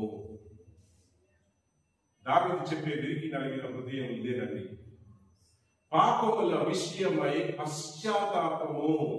మన పాపముల విషయమై, మన దోషముల విషయమై పశ్చాత్తాపము. ఎక్కడ తప్పిపోతున్నామో, ఎక్కడ పడిపోతున్నామో, ఎక్కడ ఏమిటి వాటి విషయంలో ఎక్కడెక్కడ మనం పడిపోయామో, తప్పిపోయామో, వాటి విషయంలో మనలో కలిగేటువంటి పశ్చాత్తాపం. పడిపోవడం, తప్పిపోవడం ఇది సహజం, మానవుని జీవితంలో సహజంగా. ఎందుకంటే వాడు మనుష్యుడు కనుక, ఏమిటి శరీరం ఉంది కనుక, శరీరాశ, నేత్రాశ, జీవపు డమ్మములు కలుగుతుంటే కనుక తప్పిపోవడం, పడిపోవడం గురించి ప్రభు బాధపడడం లేదండి. పడిపోయిన ఏ విషయంలోనైతే నీవు పడిపోయావో ఆ విషయం గురించి నీలో పశ్చాత్తాపం కలగకపోతేనే దేవుడికి బాధ కలుగుతుంది. నేను మళ్ళా చెప్తున్నా, దయచేసి అర్థం చేసుకోండి. నీవు పడిపోయిన పరిస్థితి కంటే నీవు ఏ స్థితిలో పడిపోయావో, దేని విషయంలో, అంటే ఏ పాపము విషయంలో నీవు పడిపోయావో ఆ పాపం విషయంలో మనకి పశ్చాత్తాపం కలగలేదనుకోండి, మనల్ని గురించి దేవుడు దుఃఖపడుతుంటాడు. పడిపోయావా? నేను మళ్ళా లేవనెత్తగలుగుతాను అంటాడు దేవుడు. కానీ నేను మళ్ళా లెగాలి ప్రభువా, ఈ పాపం నన్ను పడేసింది, ఈ పాపం నాలో ఉంది ప్రభువా అని పశ్చాత్తాపంతో తల కూడా ఎత్తుకోలేని స్థితిలో దుఃఖపడుతూ చేసిన పాపముల విషయమై ప్రాయశ్చిత్తం, ఎవరి దుఃఖం, ఎవరి పాపక్షమాపణ, ఈ అనుభవం మనలో కనిపించలేదనుకోండి. ఎందుకంటే ఎవరి పాపం విషయంలో పశ్చాత్తాపం కలగకపోతే ఆ పాపం మళ్ళా మనం చేస్తాం కనుక. ఎంతమంది అవునంటారు?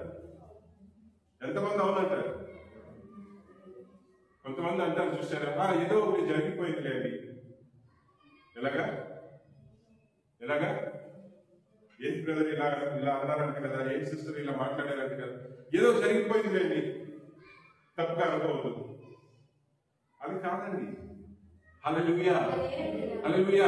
ఈ మధ్య కాలంలో అలాగే ఒక విషయం జరిగితే ఏమిటి, వారు సారీ అడిగారా అని అడిగితే నేను చెప్పాను, సారీ అయితే చెప్పలేదు, కానీ ఏదో జరిగిపోయింది, తప్పుగా అనుకోవద్దు అన్నారు, నేను వదిలేసాను అన్నాను. అదేంటండి, సారీ అనే పదం ఎప్పుడు వస్తుందో తెలుసా? ఎప్పుడు వస్తుంది? ఎప్పుడండి? పశ్చాత్తాపం, తగ్గింపు. అరే నేను తప్పు చేశాను. చాలా మందికి తగ్గించుకోవడం ఇష్టం ఉండదు.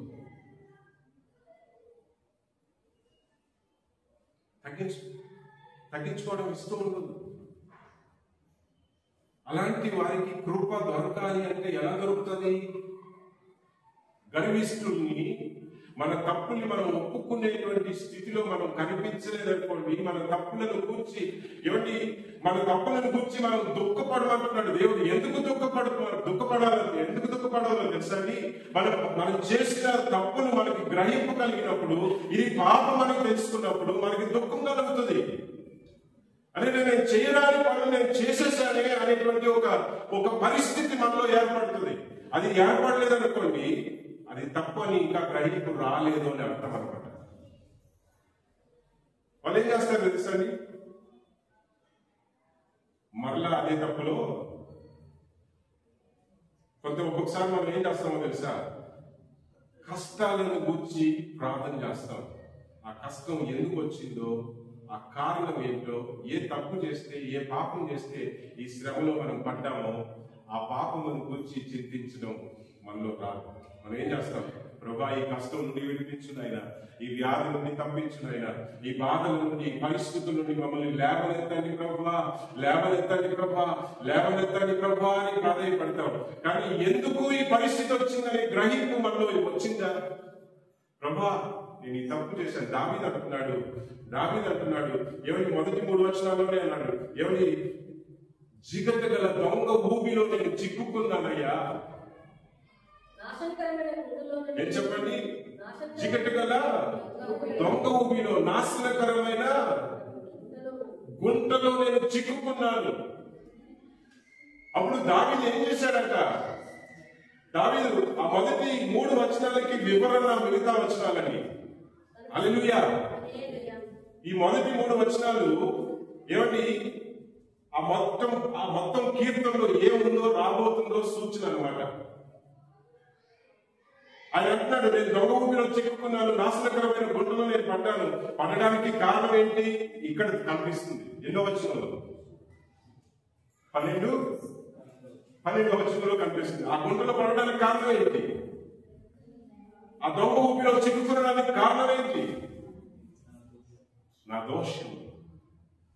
తల ఎత్తుకునడానికి కూడా నేను సరిపోను ప్రభువా.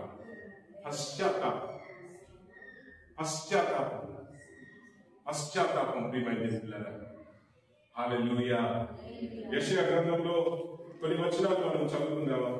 యెషయా గ్రంథంలో ప్రియమైన పిల్లరా, యెషయా గ్రంథంలో కొన్ని వచనాలు 57వ అధ్యాయం, యెషయా గ్రంథం 57వ అధ్యాయం 15వ వచనం నుండి కొన్ని వచనాలు చదవండి. మహాగణుడును, మహోన్నతుడును, పరిశుద్ధుడును, నిత్య నివాసి అయిన వాడు. హల్లెలూయా. మహాగణుడును, పరిశుద్ధుడును, నిత్య నివాసి అయిన వాడు ఇలాగూ సెలవించుచున్నాడు. నేను మహోన్నతమైన పరిశుద్ధ స్థలములలో నివసించువాడను, అయినను వినయము గల వారి ప్రాణములను ఉజ్జీవింపచేయుటకును, నలిగిన వారి ప్రాణములను ఉజ్జీవింపచేయుటకును, వినయము గల వారి యొద్దను, దీన మనస్సు గల వారి యొద్దను. హల్లెలూయా. ఇందాక నేను చెప్పాను, మొదటి కారణం మనం దుఃఖపడడానికి మొదటి కారణం ఏంటంటే మన పరిస్థితుల కోసం మనం దుఃఖపడి ఏడ్చినప్పుడు దేవుడు ఆశీర్వదిస్తున్నాడు, స్వస్థపరుస్తాడు, కృపణిస్తాడు. కానీ నలిగిన వారి విషయంలో దేని గురించి నలుగుతున్నారు? నలగడం అంటే ఏంటి? విరిగి నలిగిన హృదయం. దేని గురించి వస్తుంది విరిగి నలిగిన హృదయం? పశ్చాత్తాపం. దావీదు చెబుతున్నాడు, తల ఎత్తుకొనడానికి కూడా నాకు ముఖం చాలడం లేదు ఆయన. తల ఎత్తుకొనడానికి కూడా నాకు అంత అవమానకరంగా ఉంది, బాధకరంగా ఉంది, నేను ఇలాంటి తప్పులు నేను చేసేసానే.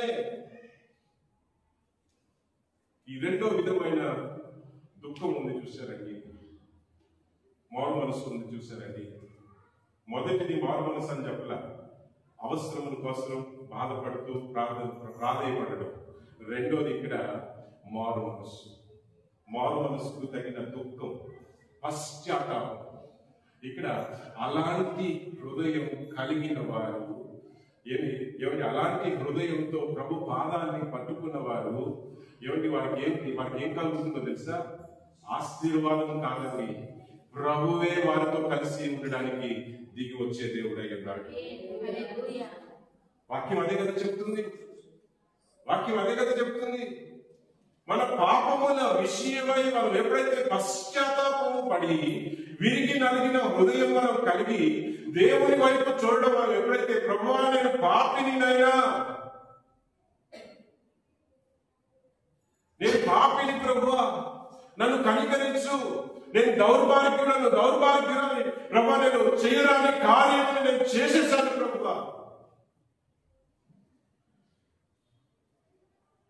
ఇలాంటి ఎందుకంటే నేను ఒకటి మాత్రం చెప్పగలుగుతాను,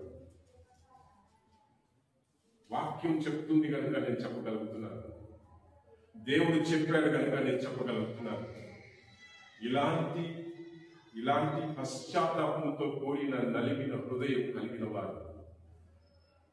వారి కోసం దేవుడే దిగి వస్తారు. ఎంతమందికి అనుభవం ఉంది? దేవుని వాక్యం వినే కొలది, దేవునికి దగ్గర అయ్యే కొలది ఇలాంటి హృదయం మనలో ఏర్పడుతుంది. ఏం చెప్పండి, ఎందుకో తెలుసా? దేవునికి దగ్గర అయ్యే కొలది ప్రతిరోజు మనలో ఒక్కొక్క లోపం కనిపిస్తుంది. ఆ లోపం గురించి మనం పశ్చాత్తాపడడం మొదలు పెడతాం. దేవునికి దగ్గర అయ్యే పౌలు అంటాడు, రోమీయులకు రాసిన పత్రిక 7వ అధ్యాయం 24వ వచనం ఒకసారి చదివి సహాయం చేయండి. రోమీయులకు రాసిన పత్రిక 7వ అధ్యాయం 24వ వచనం.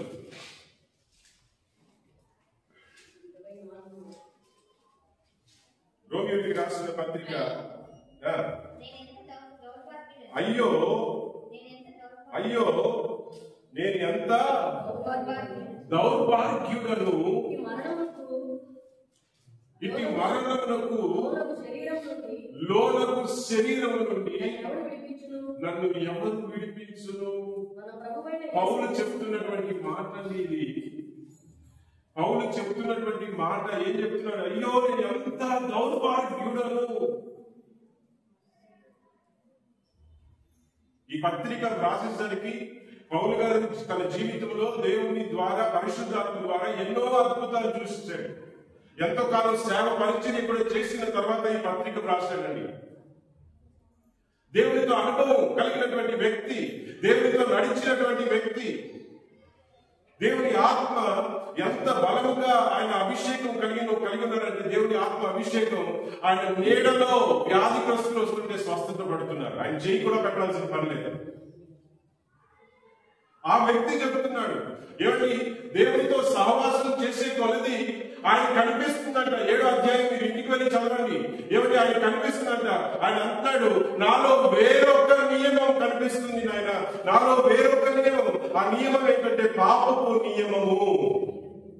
ఈ పాపపు నియమం ఏం చేస్తుంది? దేవునికి విరోధంగా పోరాడుతుంది. ఈ శరీరంలో ఉన్న ఈ పాపపు నియమం నన్ను ఏమిటి చేయరాని కార్యములు, ఏదైతే నేను దేవునికి ఇష్టముగా బ్రతకాలనుకుంటున్నాను కానీ దేవునికి ఇష్టముగా బ్రతకలేక నా ఇష్టానుసారంగా పాపములో నేను బ్రతుకుతున్నాను. నాలో ఈ పాపపు నియమం ఉంది. నేను ఎంత దౌర్భాగ్యుడను. దేవునికి దగ్గర అయ్యే కొలది ప్రతిరోజు దేవునితో నీకు సంభాషించే విధం ఉందిగానే ఉంటుంది. ఎందుకంటే దేవుని వాక్యం ధ్యానించే కొలది ఒక్కొక్క లోపం బయటపడుతుంది. ఎందుకంటే వాక్యం అర్థం వంటిది కాదా? వాక్యం చదవాలని నిద్ర వచ్చేస్తుంది. ఎందుకంటే అపవాది విడిచిపెట్టడు. ఇది సాతాను చేసే, దురాత్మలు చేసేటువంటి పని ఇది. ఎందుకంటే ఆ వాక్యం అనే అర్థం, ఆ అర్థం ముందు నిలబడే కొలది, వాక్యం అనే అర్థం ముందు నిలబడే కొలది మన దౌర్భాగ్య స్థితి మనకు కనిపిస్తుంది.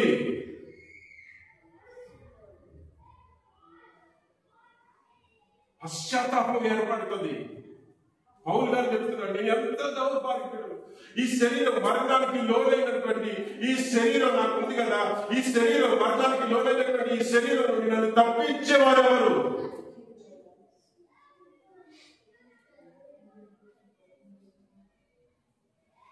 చెప్తున్నారా? అదే యెషయా గ్రంథం 60వ అధ్యాయంలో ఏమంటాడంటే, ఆ ఒక వచనాన్ని చదివి ముందుకు వెళ్ళిపోదాం. చాలా మంచి వర్షం అండి. యెషయా గ్రంథం 60వ అధ్యాయం 66వ అధ్యాయం మొదటి 2 వచనాలు అనుకుంటాను. 66వ అధ్యాయం మొదటి 2 వచనాలు. యెహోవా ఇలాగూ ఆజ్ఞాపించుచున్నాడు, ఆకాశము నా సింహాసనము, భూమి నా పాదపీఠము, మీరు నా నిమిత్తము కట్టనుద్దేశించు ఇల్లు ఏ పాటిది? నాకు విశ్రమ స్థానముగా మీరు కట్టనుద్దేశించిన ఇల్లు ఏ పాటిది? అవన్నీ నా హస్త కృత్యములే కదా. అవి నా వలన కలిగినవి యెహోవా సెలవిచ్చుచున్నాడు. ఎవడు దీనుడై నలిగిన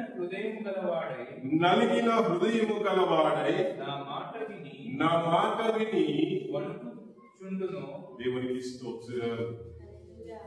స్తోత్రం. నా మాట విని వణుకుచుండునో వానినే నేను దృష్టించుచున్నాను. మనం ఒకసారి అనుకుంటాము, దేవునికి ఇది చేస్తే, అది చేస్తే, లేకపోతే కానుకలు చెల్లించేస్తే, లేకపోతే ఏమండి ఉపవాసం ఉంటే, లేకపోతే ప్రియమైన అది చేస్తే, దేవునికి మందిరం నిమిత్తం ఆ పని చేస్తే, ఈ పని చేస్తే, మందిరం శుభ్రం చేస్తే దేవుడు నన్ను కనికరించేస్తాడు. దేవుని మంచిదే, దేవుని పరిచర్య చేయడం మంచిదే, లేదని నేను చెప్పడం లేదు. సువార్త పరిచర్య చేయడం మంచిదే, లేదని నేను చెప్పడం లేదు. కానీ దేవునికి ఇష్టమైన కార్యం, అన్నిటికంటే ఇష్టమైనది, దేవుడు ఎదురు చూసేది మనలో కనిపించలేదనుకోండి, దేవుడు ఎదురు చూసేది మనలో కనిపించలేదనుకోండి, మనం చేసే మిగతావన్నీ వ్యర్థంగానే మారిపోతుంది. నేను మళ్ళా చెప్తున్నాను, దేవుడు ఎదురు చూసేటువంటి కార్యం మనలో కనిపించలేదనుకోండి, దేవుని వాక్యం, ఇందాక మనం అనుకున్న వాక్యం అంటే అర్థం వంటిది అని, ఆ వాక్యం చదివే కొలది మన స్థితిగతులను ఎరిగి భయపడుతూ, అయ్యో నాలో ఈ పాపం, పౌలు అంటున్నాడు, నేను ఎంత దౌర్భాగ్యుడను. ఆ భయం ఎవరికి భయం ఎప్పుడు వస్తుంది? మన పాపాలు మన గుర్తుకొచ్చినప్పుడు కదండి. హల్లెలూయా. వాక్యం చదివే కొలది మన లోపాలు మనలో కనిపించే కొలది వణుకుతూ, అయ్యో దేవుడు ఇలా చెప్పాడు కదా, నాలో ఇలా ఉంది కదా అని భయపడుతూ నలిగిన హృదయం కలిగి దేవుని పాదాలు పట్టుకునే వారంటే దేవునికి చాలా ఇష్టం. ప్రభా, నా పాపాన్ని క్షమించి నన్ను శుద్ధీకరించు నాయనా. అయ్యో నన్ను నా పాపాన్ని క్షమించు ప్రభువా. అయ్యో నేను చేయరాని పని నేను చేసేసాను ప్రభువా.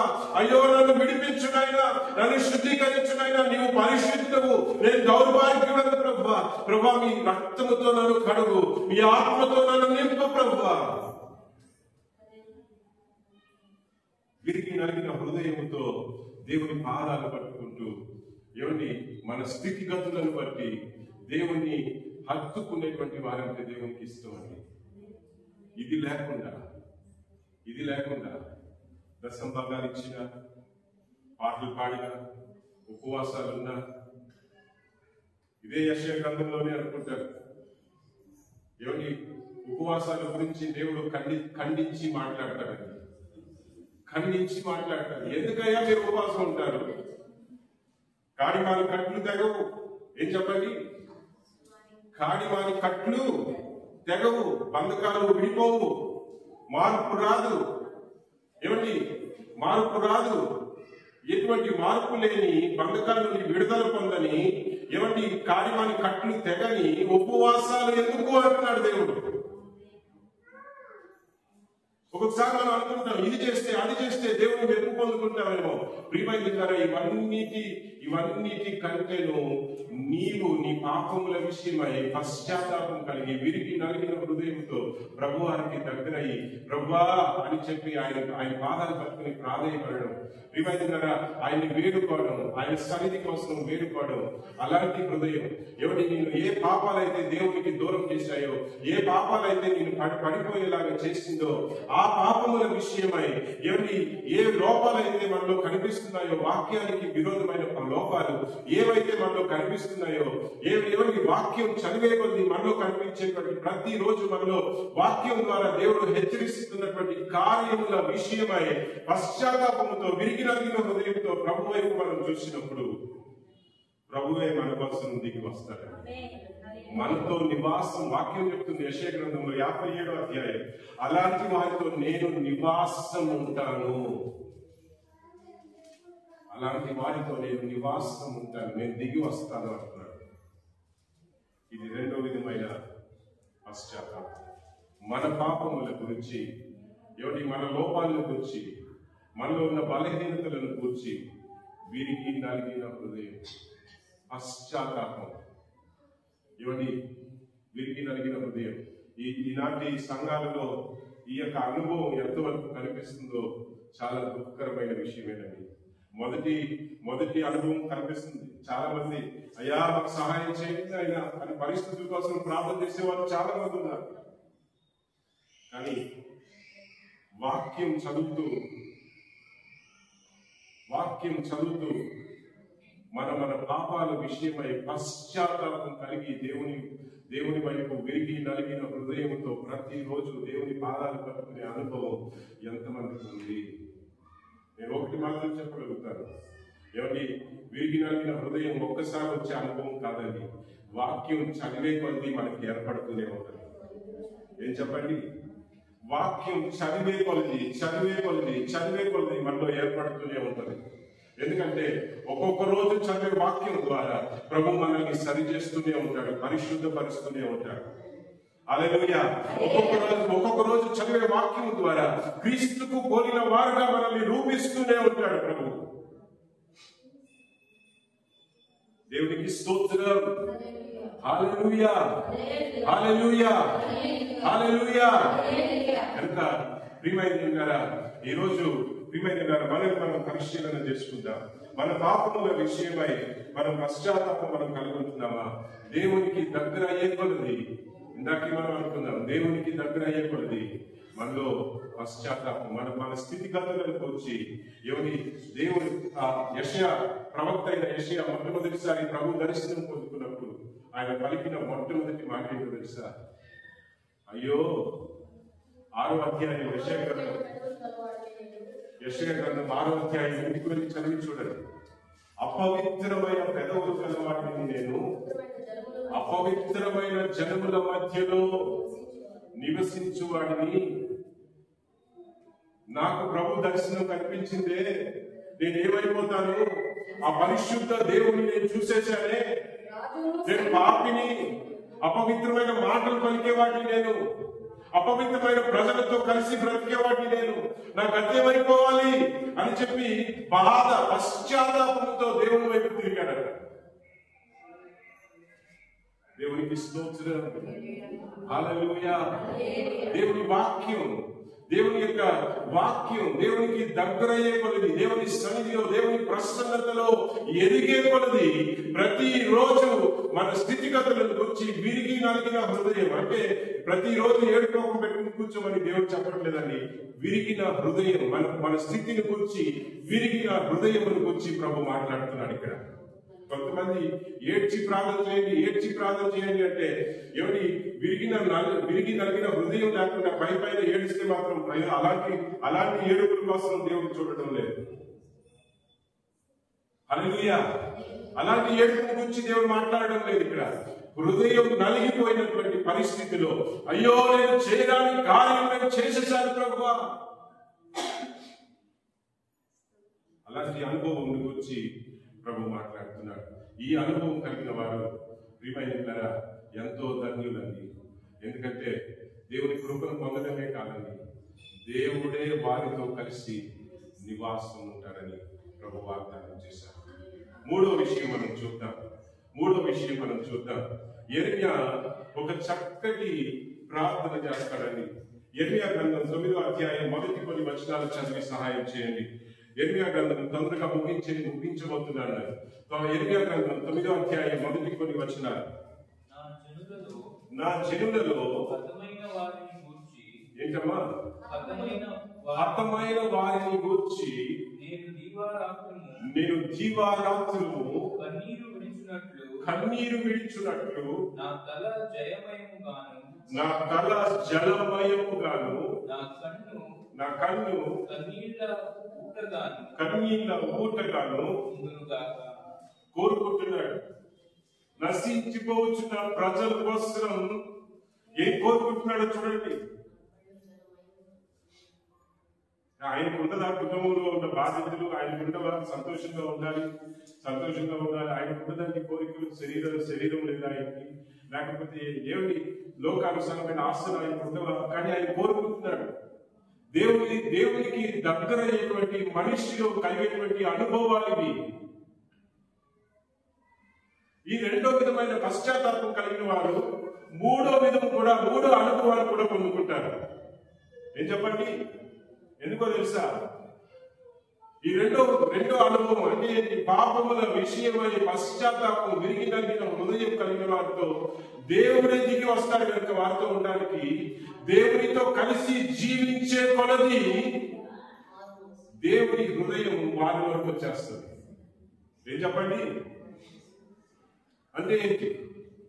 దేవుడు దేనికోసమైతే తప్పిస్తున్నాడో, దేని గురించి అయితే దేవుడు దుఃఖపడుతున్నాడో వాటిని గురించి దేవునితో ఉండేటువంటి వ్యక్తి, నేను మళ్ళా చెప్తున్నాను, దేవునితో సహవాసం చేసే వ్యక్తిలోనికి దేవుని హృదయంలో ఉన్న భారం అతని హృదయంలోకి దిగి వచ్చేస్తుంది. సమీపంలో ఒక సిస్టర్ గారితో నేను మాట్లాడుతున్నప్పుడు ఆమె నాకు ఒక విషయం చెప్పారు. వారు వెళ్ళేటువంటి చర్చ్ లో ఒక పరిస్థితిని చూసి వారు బాధపడ్డారట. అప్పుడు నాతో పంచుకుంటూ మాట్లాడారు. ఇలాంటివి నేను ముందు చూసినప్పుడు నాకు కోపం వచ్చేది, కానీ ఇప్పుడు నాకు కోపం రావట్లేదు, దుఃఖం కలుగుతుంది, వేదన కలుగుతుంది, బాధ కలుగుతుంది.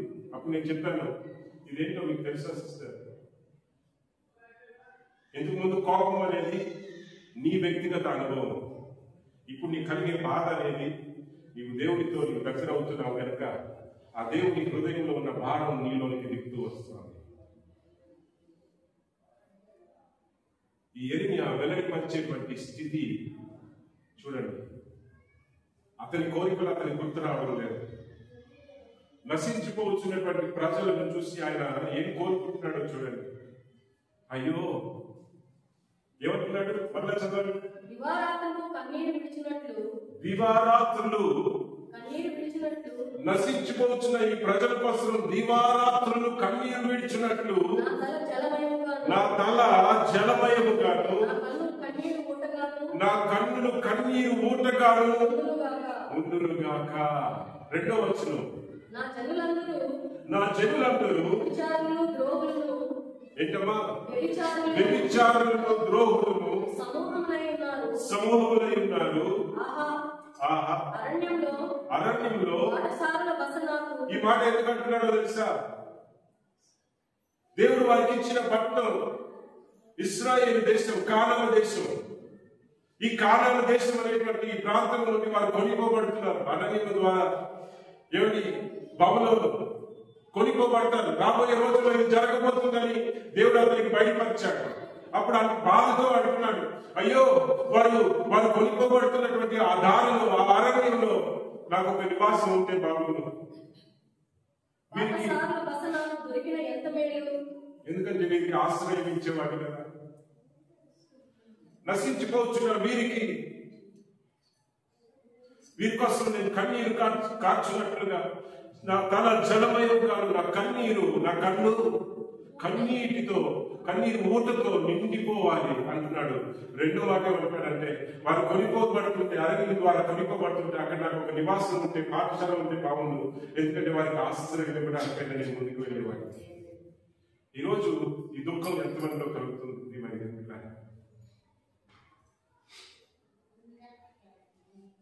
వేదనకరమైన పరిస్థితి ఏంటో తెలుసా? రక్షణ పొందుతున్నాం, సంఘంలో చాలా మంది రక్షించబడుతున్నారు. కానీ రక్షించబడిన తర్వాత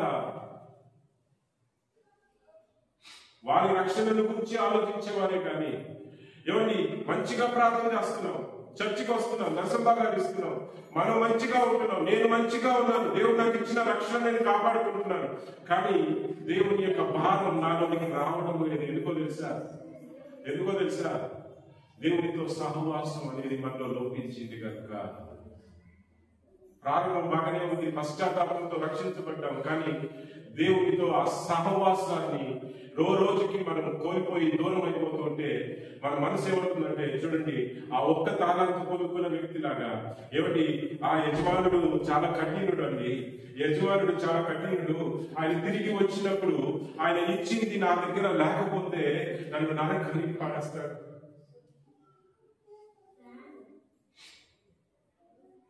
ఈనాటి సంఘాలు ఇదే పరిస్థితి కదా. అయ్యో ప్రభు రాబోతున్నాడు, ఆయన మేఘాల మధ్యలో ఆయన రాబోతున్నాడు, ఆయన వచ్చినప్పుడు నాకు రక్షణ లేకపోతే ఆ ఒక్క తాళాంత వ్యక్తి దాకా మనం ఆలోచిస్తున్నామా ఈరోజు?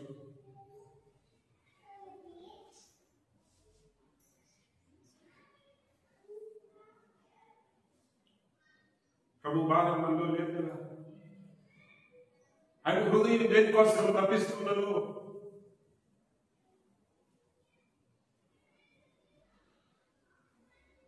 పరిశుద్ధాత్మ దేవుడు దుఃఖపడుతున్నాడని, మన మధ్యలో దుఃఖపడుతున్నాడు.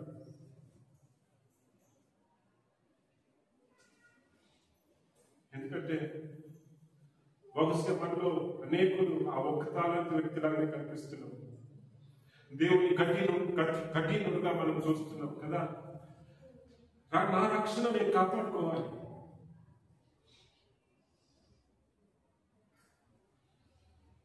మంచిదేనండి, భక్తిగా మంచిగా ఉండండి, మీ ప్రయత్నంతో మీరు ఉండండి, కానీ దేవుని సహవాసం అనేది నీలో లోపించినట్లయితే నీ ప్రయత్నం వ్యర్థం.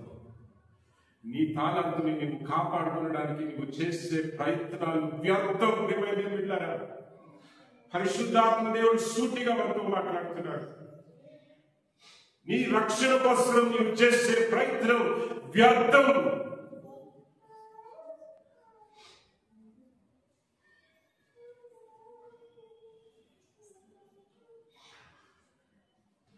రక్షణ ఎందుకో తెలుసా?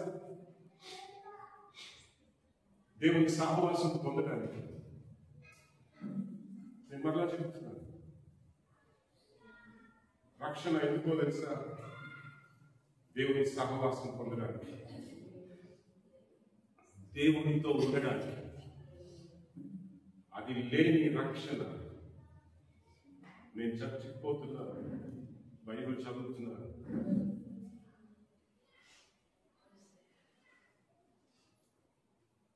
ఇద్దరు పెళ్లి చేసుకున్న ఇద్దరు వాగ్దానం చేస్తారండి. ఏం వాగ్దానం చేస్తారు? నాకు ఉన్నదంతా, నా ఉన్నదంతటితో నీవు కనపరుస్తా. ఆ అమ్మాయి చెప్తుంది, నాదంతా నీకు సమర్పిస్తున్నాయి. వీరిద్దరూ వాగ్దానం చేస్తున్నారు, మేము ఇద్దరం ఒకటి, ఇంకా వేరుపరిచేది ఏది లేదు. ఆస్తి కావచ్చు, అంతస్తులు కావచ్చు, హోదాలు కావచ్చు, ఉద్యోగాలు, ఏది మనల్ని వేరు, మన ఇద్దరం ఒకటైపోతున్నాం. ఇప్పుడు దేవుని సన్నిధిలో వాగ్దానం. వివాహం ఏమండి? భార్య భర్తల సంబంధం, సంఘం క్రీస్తుకి సంఘానికి ఉండవలసిన ఏమండి ఆ యొక్క సహవాసంతో పోల్చి మాట్లాడుతున్నాడండి. నీవు దేవుడితో ఉన్నావా? దేవుని సహవాసం నీవు కలుగున్నావా? ప్రియమైన దేవుని బిడ్డ, నీవు దేవుని సహవాసం కలిగిన బిడ్డవైతే దేవుని హృదయంలో ఉన్న భారం నీరవుతుంది.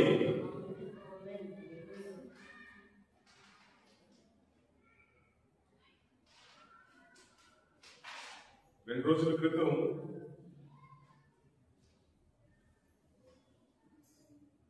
నేను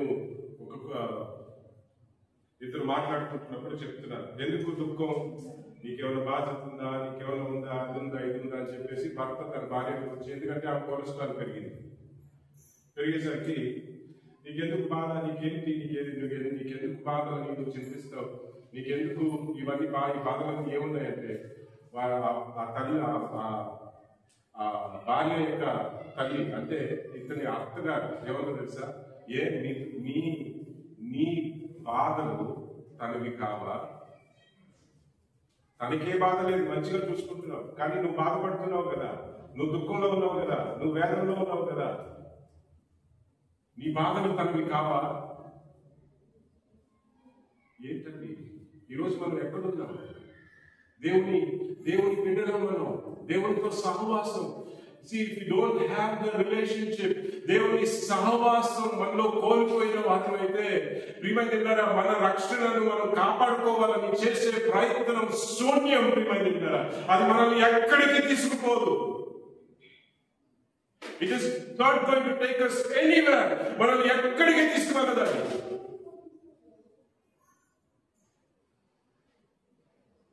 ఆ సహవాసం నీవు కలిగిన వ్యక్తివైతే నీ గురించి నువ్వు ఎలాగైతే చింతిస్తావో నీ పొరుగు వారిని గురించి నువ్వు చింతించడం ప్రారంభిస్తావు. నేను మరలా చెప్తున్నాను, నిన్ను గురించి నువ్వు ఎలా చింతించడం ప్రారంభిస్తావో, నీ పాపములను గురించి నువ్వు ఎలాగైతే బాధపడ్డావో ప్రాధేయపడ్డావో, నీ యొక్క ప్రజలు, నీ పట్టణస్థులు, నీ గ్రామస్తులు, నీ బంధువు మిత్రులు, నీ ఇరుగు పొరుగు వారిని గురించి కూడా, ఎందుకంటే దేవుని హృదయం వారి కోసం తప్పిస్తుంది కనుక ఆ దేవుని హృదయంలో ఉన్నటువంటి దుఃఖం నీలోనికి రావడం మొదలవుతుంది. కానీ ఈనాటి సంఘాల్లో లేనే లేవు. ఇది నేను చెప్పే మాట కాదు, పరిశుద్ధాత్మ దేవుడు ప్రేరేపిస్తున్నటువంటి మాట ఇది. ఎక్కడున్నాం ఈరోజు?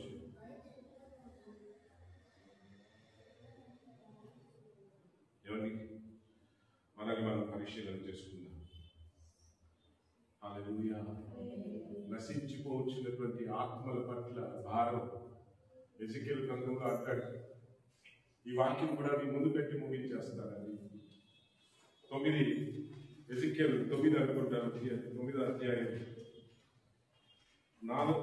అధ్యాయం 4 నుండి కొన్ని వచనాలు చదివి ముగించుకుంటాను.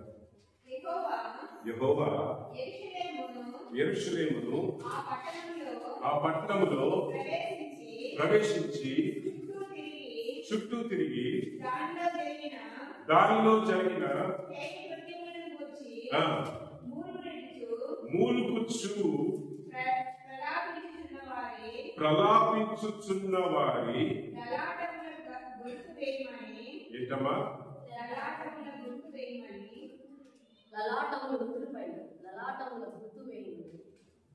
ఎక్కడ గుర్తు వేయమని దేవుడు దూతలు పంపిస్తున్నాడు. ఇశ్రాయేలు యూదా ప్రాంత మధ్యలో దూతలు పంపించి ఒక ఆజ్ఞ ఇస్తున్నాడు. ఏం ఆజ్ఞ ఇస్తున్నాడో తెలుసా? ఇశ్రాయేలులోను యూదాలోను జరిగేటువంటి అసహ్యమైన అసభ్యమైన కార్యములను కూర్చి ప్రలాపించేవారు. ఏంటండి ప్రలాపించడం అంటే ఏంటండి? విల్లపించి ఏడ్చి అంగలాంచి ప్రభువా అని దేవుని సన్నిధిలో వారి పట్టణం కోసం ఏడ్చేటువంటి వారిని గురించి దేవుడు ఇక్కడ మాట్లాడుతున్నాడు. తన దూతల్ని పంపించి అంటున్నాడు, వారి ముసలి మీద ఏం చేయి, గుర్తు ఏమిటి, ఒక గుర్తు, ఒక ముద్ర వేయండి, గుర్తు వేయండి. ఆ గుర్తు ఎందుకో తెలుసా? రేపు దినమున ఏమిటి ఈ పట్టణమును నాశనం చేయడానికి దూతలు రాబోతున్నారు. ఈ గుర్తు ఎవరి మీదనైతే ఉంటుందో వారు మాత్రమే తప్పించబడతారు. ఎవరికండి ఈ గుర్తు? ఎవరికండి ఈ గుర్తు? మనకి అంటే వాక్యం ఏం చెప్తుంది చెప్పండి? ఎవరికండి ఈ గుర్తు? ఎవరు ఎవరు ఎవరు? ఈరోజు ఇటువంటి అనుభవం నీకు కలుగుతావా ప్రియమైన దేవుని బిడ్డ?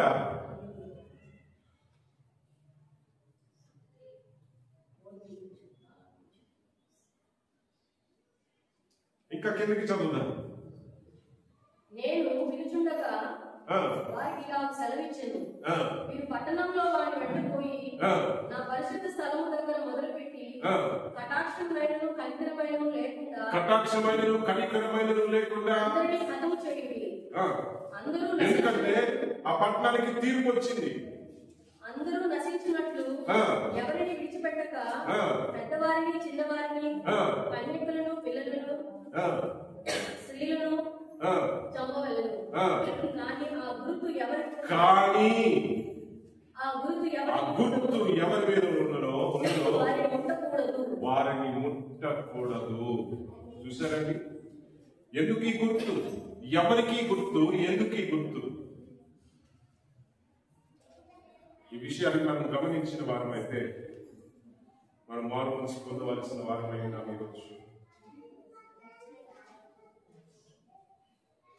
గెలిగ్రామ్ అనేటువంటి ఒక గొప్ప దైవజనుడు, అది చాలా గొప్ప దైవజనుడు. ఆయన చెప్పినటువంటి ఒక మాట ఏంటో తెలుసా?